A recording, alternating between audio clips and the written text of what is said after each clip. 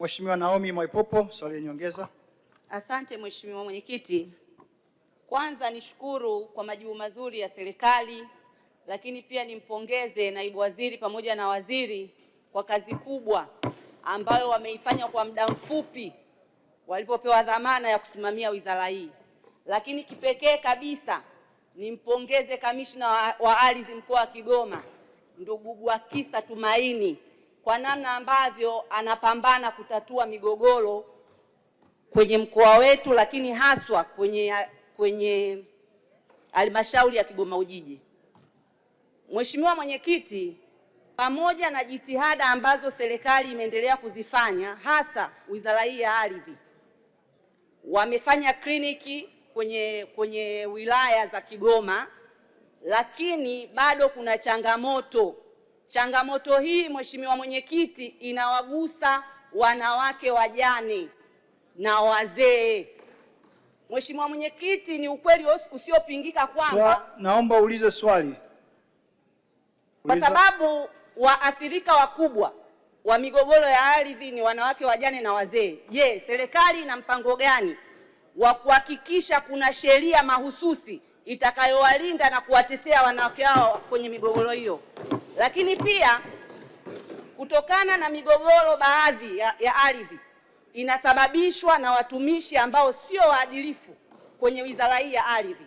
Je, serikali ina mpango gani kuwachukulia hatua, lakini pia kuwarudisha kwenye maeneo yao husika kutatua migogoro? Umeuliza maswali mawili tayari, yanatosha. Naomba majibu.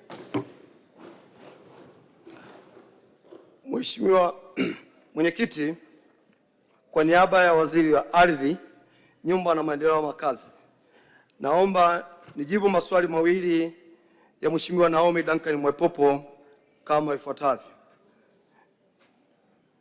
Kwanza nakushukuru, na kwa niaba ya Waziri wa Ardhi tunapokea pongezi ambazo umezitoa, na nikuhakikishie nitazifikisha pongezi hizi kwa watumishi wote wa Wizara ya Ardhi, kwa sababu ndio wao wanaeleta matokeo hayo ambayo umeyaona. Mheshimiwa Mwenyekiti, kuhusu swala la wajane na wazee, ni ukweli ulichokisema kuwa walio wengi ndio wanamiliki ardhi kulingana na historia za kimila ambazo wanakuwa na ardhi hiyo.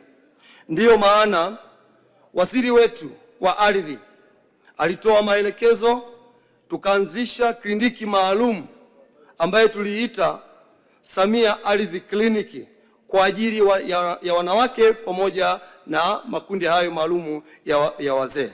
Lakini tumepokea ushauri wako na tutaendelea kuona jinsi gani ya kuwafikia kwa rais, pamoja na kwenda kufanya kliniki hizi katika ngazi ya kata au vijiji pale ambapo tutaona wingi wa changamoto hizo. Mheshimiwa Mwenyekiti, kuhusu swala la watumishi ambao wanakiuka taratibu za kiutumishi aidha za kinizamu, mara nyingi tumekuwa tunachukua hatua, na hivi naendelea kuwahimiza makamishna wasaidizi wote wa mikoa wahakikishe wanasikiliza changamoto hizi za kiutumishi kutoka kwa wananchi wanaolalamika na kuchukua hatua mara moja. Pale ambapo wanaona kuna hitaji la kupeleka wizarani, katibu mkuu wetu Engineer Anthony Sanga, yeye ni mahiri katika usimamizi hasa eneo hili la kinidhamu.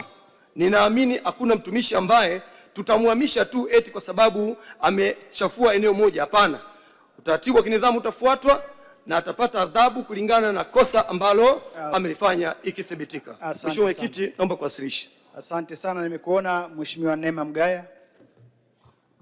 Asante Mheshimiwa Mwenyekiti. Lini serikali itatatua changamoto ya mgogoro